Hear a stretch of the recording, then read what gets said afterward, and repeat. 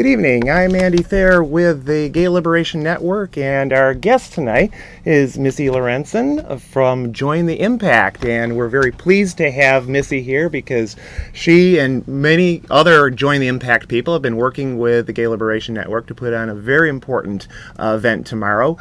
Missy, could you tell us a little bit of what Join the Impact is all about and a little bit about tomorrow's activity? Well, Join the Impact started right after Proposition 8 passed in California, and it's actually a national organization, so me and two of my friends are kind of the heads of the Chicago chapter, and it's just about striving for equality, LGBTQ equality, making sure that everyone's rights are equal. It's not just a gay issue, it's equal rights for all Americans. And tomorrow we are protesting for DOMA, the Defense of Marriage Act, to help remind Obama about the promises that he made during his campaign to help repeal it. Yeah, and that protest here, coming up on your screen here, we encourage everyone to attend 11:30 a.m. sharp at the State of Illinois Building Plaza, which is the corner of Randolph and Clark Street, right in the heart of the downtown. And there's going to be a march following that. But we should also note that there is going to be an event feeding into it that is organized by Equality Illinois, beginning at 11 a.m. sharp at 71 South Wacker Drive, which, for those who don't know, is the world headquarters of the Hyatt Corporation. And Missy, could you tell people what is the Hyatt connection? Why are people gathering at the Hyatt at 11 a.m. tomorrow and then going over to the main rally at 11:30 at the State of Illinois Building Plaza? Sure. Well, the Hyatt connection is that I can't remember his name, but Doug Manchester. Doug Manchester, thank you, owns one of the Hyatts in California, and he donated $125,000 to help promote Proposition 8. So we're protesting to help show them that we're not going to stand for this, that we're not going to allow CEOs and other heads of corporations to donate against our cause. Yeah, and it should be noted that Doug Manchester, while he's formally independent of the Hyatt Corporation, he owns the second largest Hyatt hotel in the world. And the Hyatt Corporation internationally, which does have some good policies about domestic partners benefits and so forth, nonetheless, they're lending their good name to a man who promotes discrimination. And with discrimination, you have hate, is our argument. And so the Equality Illinois, working with Unite Here, the big hotel workers union, is spearheading that feeder march at 11 a.m. tomorrow that's then going to be going over to the main rally, which starts at 11:30 a.m. at the State of Illinois Building Plaza. But let's get into a little, because I bet you a lot of our listeners don't know what the Defense of Marriage Act is. Could you tell people a little bit about that, Missy? Sure. The Defense of Marriage Act was signed into law by Bill Clinton back in 1996. And basically what it says is that other states do not have to recognize marriages, same-sex marriages that have been performed in another state. So if you get married in Massachusetts, it's not upheld in Kansas. And then it also states that the federal government will not recognize it. So despite the fact that you're married in Massachusetts or Connecticut, the federal government won't recognize your marriage. And what that means is that people who thought they were legally equal when they went and got marriages in places like Massachusetts or Connecticut means that they're unable to tap into the 1,300 plus rights that accrue just at the federal level alone for married couples. And that 1,300 figure is something that we didn't just sort of make up. That's something that the General Accounting Office came up with a few years back. And so it's outrageous on a number of levels. We're not citizens even in the states where we thought we were, but also this little thing known as the full faith and credit clause of the U.S. Constitution, and supposedly the Constitution itself is the highest law of the land and not just whatever Tin Can Alley bill that Bill Clinton decided to sign. It violates the Constitution. It's utterly illegal, and yet We've upheld it for so long. Yes, absolutely, and so it's really ridiculous. As we continue the conversation, I did want to just show you some of the pictures of some of the many protests we've had over the past few weeks here, and we'll just sort of go through some of these while we continue the conversation. This first picture is of the huge protest that JoinTheImpact.com and the Gay Liberation Network organized on November 15th. This shows people flooding northbound on Michigan Avenue in an unpermitted march. That march was nearly 5 miles long in the cold.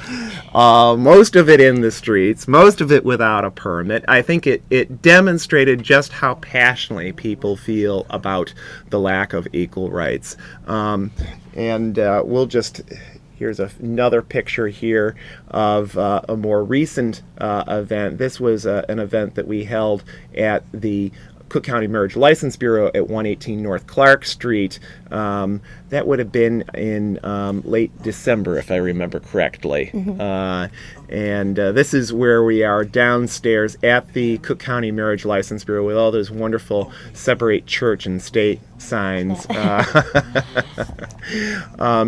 But I think it's important to talk about the issues of these protests, because this next one coming up, we say it's against the Defense of Marriage Act. I think it's important to note that President-elect Obama has said both pro-gay things as well as anti-gay things, most infamously in terms of the latter, saying that he thinks that marriage is only between a man and a woman. Well, that may be fine for his marriage, but... Right. What about, the percentage of the population that didn't... I mean, how many men don't want to get married to women? What if they want to marry a man? Right, or women marrying right, exactly, women. Women marrying women. And he specifically cited his Christian beliefs in saying that that's how he felt. And the funny thing on that is actually multifold. One, why should any one person's religion determine what the rest of us, the laws that we live under? I thought we didn't live in a theocracy, last I checked. Separate church and state. I mean, he should have no right to choose just based on his religious Christian beliefs. And as a former professor of constitutional law at the University of Chicago, he should certainly know something about that. A little bit.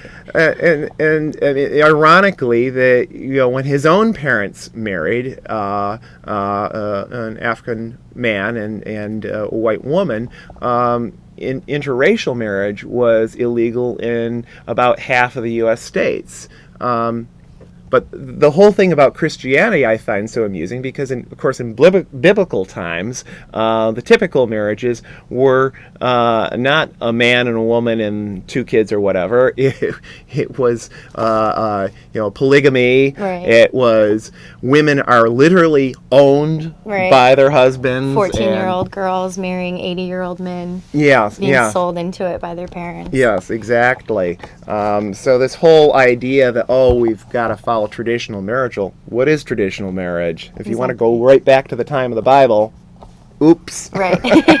We've redefined it so many times. What's one more time? Exactly. Now, I understand that we do have a caller on. Hello, Terry. You're on CAN TV. What's your question or comment, please? Hi. I wanted to ask you about something you said earlier about a protest over Proposition 8 in the Hyatt. Yes. I understand there's a lawsuit pending in California to keep the names of people who've donated to the Proposition 8 campaign anonymous. And I just wanted to get your thoughts on that lawsuit, whether or not you think there should be some type of anonymity awarded to people who donate money. Just what are your thoughts? Well, God knows we've certainly found here in Illinois that money does not corrupt politics. I mean, facetious here. And actually, the light of day shining on all these huge contributions, whether you're talking for propositions or for candidates, I think is entirely justified. I mean, our political system is so incredibly corrupted already by the fact that a nod and a wink in a campaign contribution gets you something and you get a quid pro quo in return. I really think this whole Blagojevich thing is not a crime of something so separate from what we normally see. It's just a little bit more open.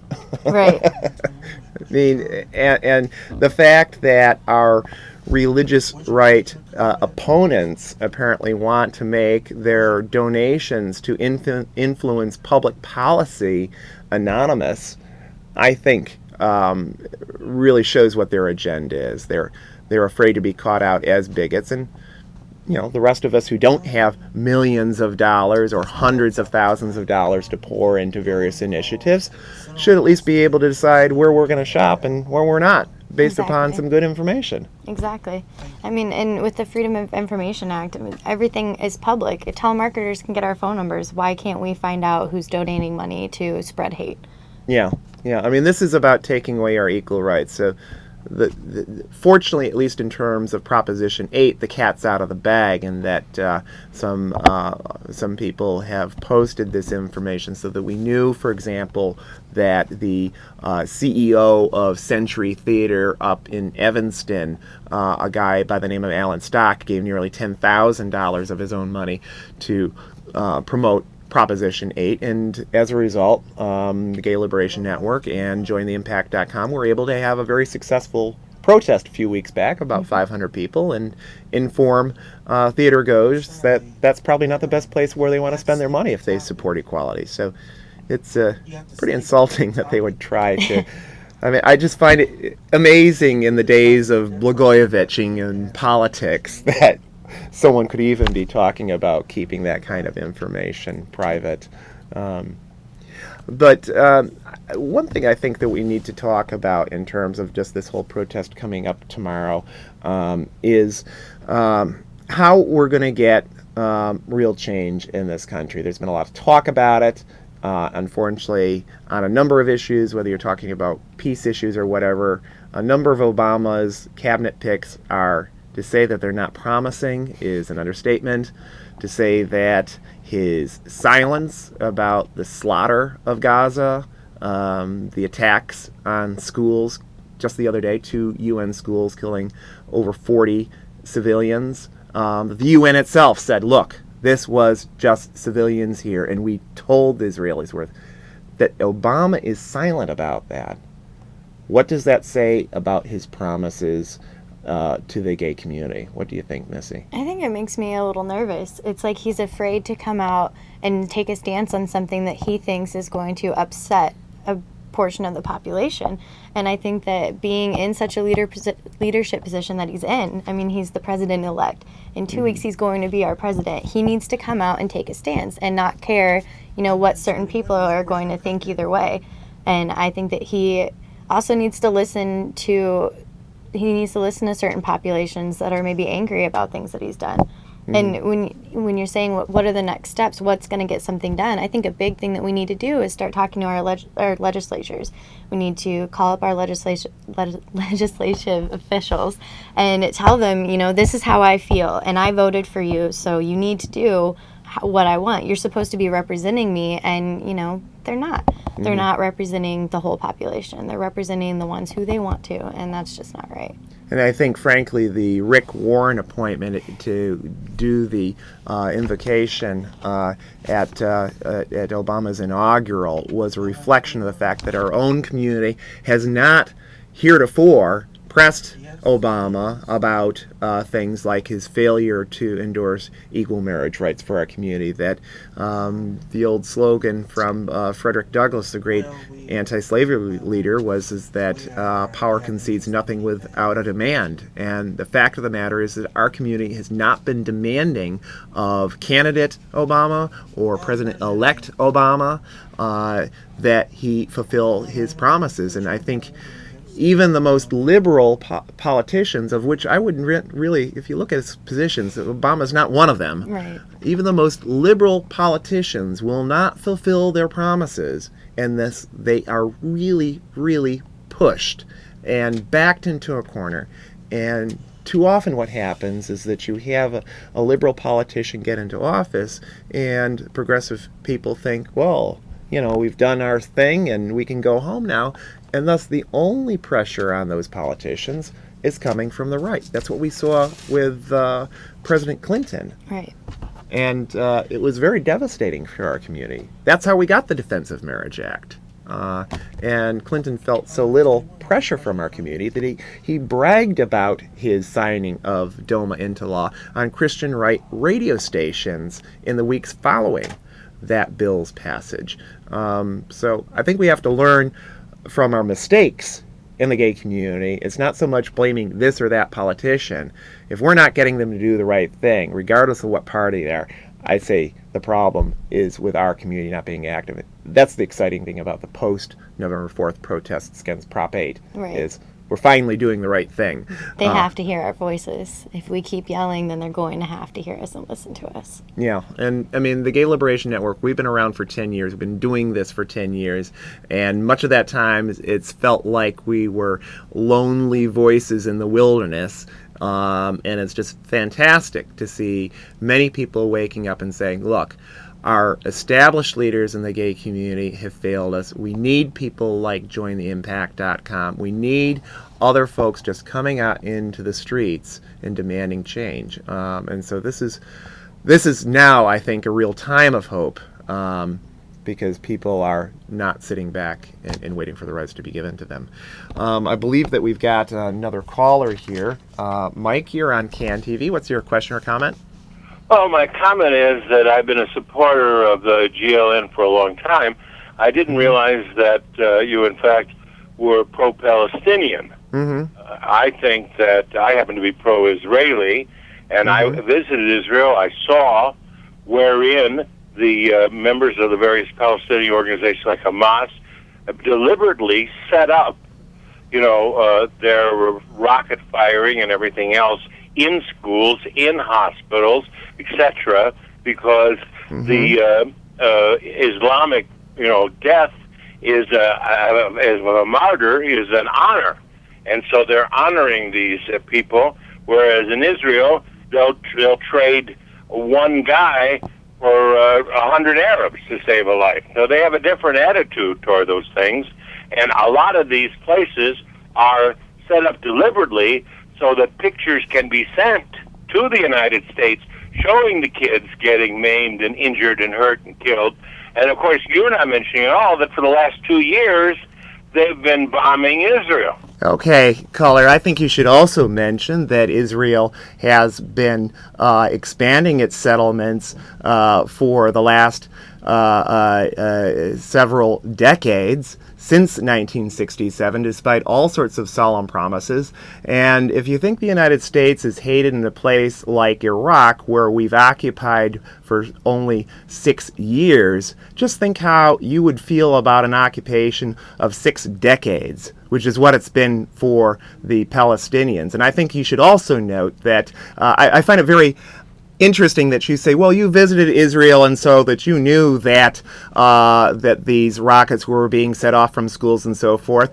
Funny, I thought you said you visited Israel and not the West Bank or Gaza or whatever, because if you personally witnessed these rockets being fired from schools and so forth, I think you'd have to be in the West Bank or Gaza. And it doesn't sound like you made it that way. Instead, Israel has prevented international journalists from going into the Gaza to witness the slaughter. Instead, we've got repeated UN reports about these 2 schools being hit the other day, who said that the GPS coordinates have been given to the Israeli government, and yet these 2 schools were hit, killing at least 40 people, and UN representatives on the ground, not vacationing in Israel, saying, no, there were no missiles fired from these locations. The fact of the matter is that over 800 Palestinians have been murdered in this current invasion.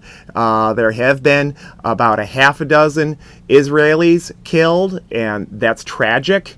But the fact of the matter is, when you have occupation and you have solemn promises of equality, or at least live and let live, and yet you have an economic stranglehold which the Israeli government has imposed upon the Gaza, then people are going to resist. People are literally starving in Gaza and have been for months, and that's why people fire off missiles, as ineffective as those missiles are. But tonight's topic is about equal marriage rights, and we don't have a lot of time left in the show, and so that's what I'd like to spend the rest of our show here tonight. We can cover Palestine and Israel another show, but first of all, I'd just like to remind people about the big demonstration coming at 11:30 tomorrow at the State of Illinois Plaza. That's a corner of Randolph and Clark Street, co-sponsored by JoinTheImpact.com and Gay Liberation Network.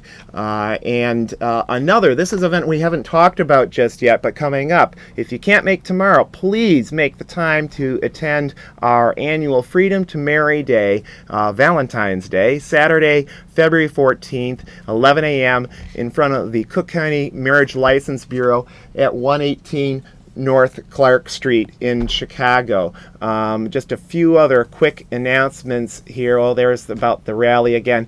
Our next Gay Liberation Network meeting is going to be the first Wednesday of the month, as it always is, Wednesday, February 4th at the Gerberhardt Library, which is the Gay and Lesbian, Bisexual, and Transgendered Resource Center, right off the Granville Red Line L stop. And our next television show here on CanTV is going to be 6:30 p.m. Friday, February 13th, just the day before that big demonstration we talked about. Just finally, if you want to get in touch with the Gay Liberation Network, the easiest way to do that is just visit our website, which is www.gayliberation.net. Now, Missy, we've just got a couple minutes left here. Some closing thoughts about why people should turn up tomorrow. I think the reason people should turn up tomorrow is because we need to keep the momentum going that we gained on November 15th, that protest. We need to keep our numbers big. We need to keep our voices strong. And I mean, the more that we turn up, the more people that we get, the more that we keep doing this, the more likely we are to be noticed.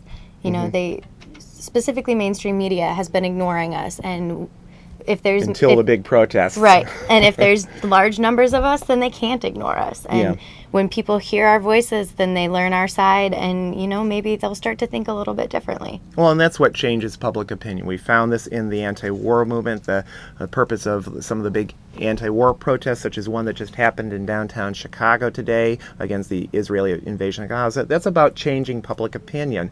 And it's very important to do so right now, because the California court is going to be ruling on the validity or invalidity of Proposition 8 sometime in the next few months. They're going to be hearing oral arguments in March, and then within 60 days after that, they're going to issue their ruling. And past experience has been that public pressure in the form of massive protests can influence the way that courts rule. Most often, that's the way we've gotten progressive court rulings. Not always, but most of the time, that's the way things have happened, is that people have gotten out into the streets, and then we have gotten change from the courts who reached into their trick bag of legal precedent or whatever and said, well, we didn't do this because of public pressure, but because we found an element of the law.